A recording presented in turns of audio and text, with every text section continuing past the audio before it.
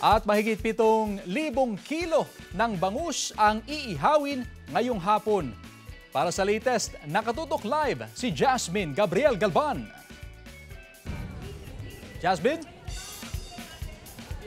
Good afternoon, Chris. Happy Bangus Festival, Chris. Happy Bangus Festival, mga kapuso. Actually, excited na po ang lahat para sa pagsisimula ng kalutan na dalang Bangusan Street Party na bahagi ng Bangus Festival 2025 dito ho yan sa lungsod ng Dagupan. At sa mga oras nga na ito nakahilera na ang mga grills dito ho yan sa may New de Venecia Road Extension.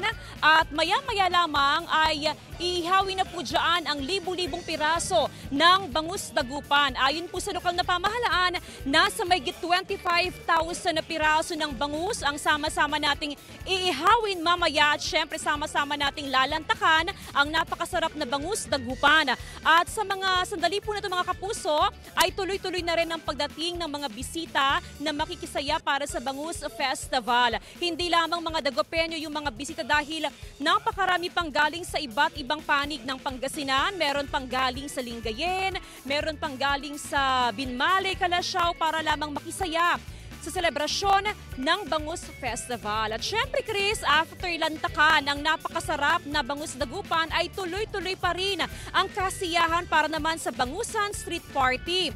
Makikisaya ang mga local artists para sa kanilang mga performance at hindi rin magpapahuli syempre kabilang din sa makikisaya sa Bangusan Street Party ang ilang Kapuso Stars, ang ilan sa GMA Stars para naman sa Kapuso Fiesta. Present mamaya, Chris, mga kapuso, ang cast ng Lolong, nariyan si Ruru Madrid, Rocco Nasino, Martin Del Rosario at si Shaira Diaz. At syempre, makikisaya rin para sa Bangus Festival ang cast ng Binibining Marikit na si Herlen Budol.